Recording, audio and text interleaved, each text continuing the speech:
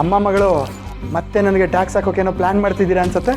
ರೀ ಈಗ ತಾನೇ ಬಂದಿದ್ದೀರಾ, ಸ್ವಲ್ಪ ಸುಧಾರಿಸ್ಕೊಳ್ಳಿ, ಆಮೇಲೆ ಟ್ಯಾಕ್ಸೋ ಪೆನಾಲ್ಟಿನೋ ಮಾತಾಡೋಣ. ದೇವಿ, ಶಶಿ ಇವಾಗ ಬಂದ. ಹ್ಞೂ ಅದಕ್ಕೆ ನಾಗಿ ಜ್ಯೂಸ್ ತಗೊಂಡ್ ಬಾ. ಜೈ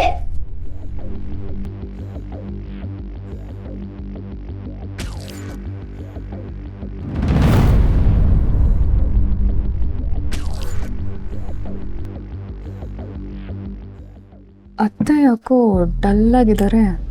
ಏನಾದರೂ ಲಾಸ್ ಕೇಸ್ ಆಯ್ತಾ ಹೇಗೆ?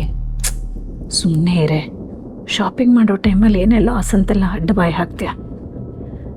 ಮಾವನಿಗೂ ಇವಳಿಗೂ ಏನೋ ಜಗಳ ಆಗಿರುತ್ತೆ, ಅದಕ್ಕೆ ಇವಳು ಮುಖನ ಈ ಥರ ಊದಿಸ್ಕೊಂಡು ಕೂತಿದ್ದಾಳೆ ಅಷ್ಟೇ.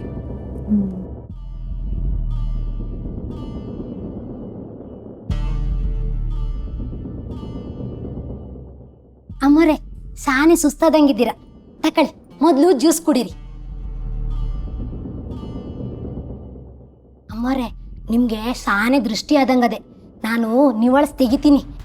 ಆದರೂ ಅವತ್ತಿಂದ ನೀವು ನಾಗಿ, ನಿಂಗೆ ಮಾರ್ಕೆಟ್ಗೆ ಹೋಗಿ ತರಕಾರಿ ತಗೊಂಬ ಅಂತ ಹೇಳಿದೆ ತಾನೆ, ನೀನು ಹೊರಡು ಮೊದಲು.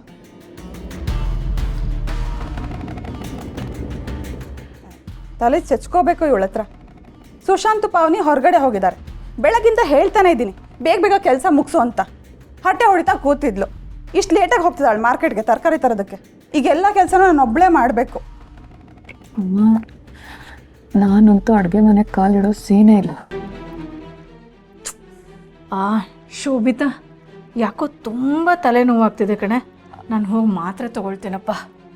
ನಾನು ಬಂದೆ.